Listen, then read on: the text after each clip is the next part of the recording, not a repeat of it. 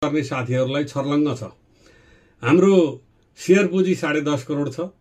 हाम्रो आफ्नै भवन र सम्पत्ति गर्दा लगभग 10 भन्दा बढी 10-12 करोडको सम्पत्ति छ र हाम्रो ऋण छैन। सहकारीले तिर्नुपर्ने 1 रुपैयाँ पनि ऋण छैन भने अहिले हाम्रा सदस्य 81 जना सदस्यले मागेको बखतमा जति बेला पनि उहाँहरूको बचत रकम दिन सक्ने सक्षम चाहिँ हामीले इन्द्रेणी सहकारीलाई बनाएका छौँ। र तपाईहरु यो 81 हैन, तपाई 21,000 सहकारी सदस्य बन्नुपर्छ बुटोलमा। मैले त के भनिरहेको छु भने अस्ति अन्तर्क्रियामा नगरपालिकाले गरेको अन्तर्क्रिया गोष्ठीमा पनि भने यहाँ चाहिँ 10,000 का सहकारीहरू मर्ज गरेर बनाऊ, एउटा व्यवसाय गरौँ, सबै उद्योग कल कारखाना बिक्री केन्द्र सहकारी मार्फत गरौँ र उहाँहरूको बचत र शेयरलाई सुरक्षित गरौँ भनेर भनियो।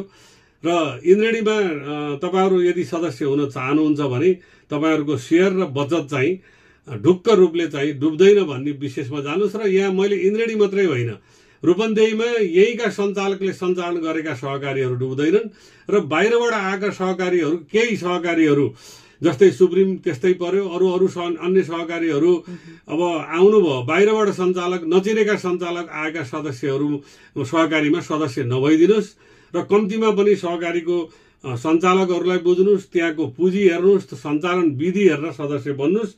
त्यस्तो भयो भने रूपन्देहीमा अझै पनि सहकारी चाहिँ मय भएर अगाडि बढ्छ। अहिले नेपालकै रूपमा हेर्दाखेरि पनि हामी अहिले 77 जिल्लाका सहकारीहरू मध्ये पनि हामीले प्रयास गरेका थियौँ, तर सबैले गर्नुभएको थियो। अहिले इन्द्रेणी बहुउद्देश्यलाई राष्ट्रिय सहकारी महासंघले उत्कृष्ट व्यावसायिक सहकारीको रूपमा पुरस्कृत घोषणा गरेको छ।